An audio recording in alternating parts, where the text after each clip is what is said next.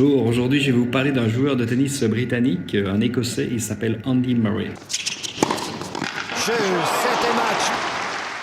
De manière plus spécifique, je vais vous parler des femmes qui entourent la carrière d'Andy Murray. La première, c'est sa maman qui est présente dans tous les matchs importants d'Andy Murray. Et c'est très important en fait de décortiquer ce processus de la présence de la mère, puisqu'en fait les psychologues ont réussi à déterminer que les gamins qui sont plutôt poussés par maman plutôt que par papa sont ceux qui sont en tête de la classe, parce qu'en fait ils essayent de faire plaisir à maman et d'obtenir bravo mon gamin, tu m'as fait plaisir et je suis très content. Alors que quand on est poussé par le père, dans ce cas-là, il y a un processus où le gamin se met en compétition avec son papa, donc c'est une compétition entre mâles. À ce moment-là, il ne peut pas gagner ce match. Donc, vu l'expérience de son papa, il est plus malin, plus expérimenté, plus astucieux, plus fort. Et finalement, il n'atteint jamais l'objectif. La barre est trop haut et donc ça ne devient pas des bons élèves. Donc très, très, très surprenant. Deuxième chose, Andy Murray a épousé une très, très, très jolie femme. Et là aussi, je pense que d'un point de vue psychologique, lorsque vous êtes poussé par votre maman et que votre maman est ou a été ou est toujours une très jolie femme, on ne peut pas la décevoir et donc, à mon avis, si un jour Andy Murray change de femme, ce sera toujours une femme qui sera,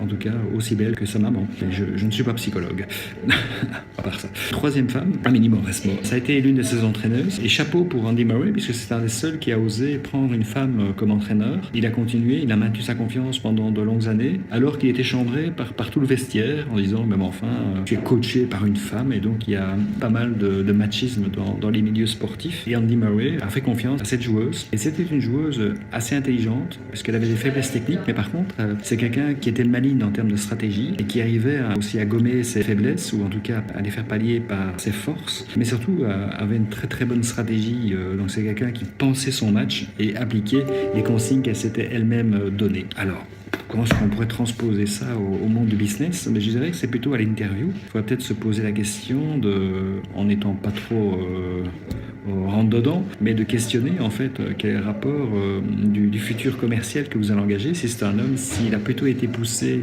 par sa maman ou plutôt que par son papa. Je pense que ce soit par l'un ou par l'autre, il faut l'engager s'il est compétent, mais la manière dont vous allez le gérer, c'est très important de pouvoir détecter cet élément-là et de pouvoir le gérer vers une certaine efficience et savoir comment le motiver. Voilà, je vous invite à me consulter. Je ne suis pas psychologue, mais j'ai certaines notions.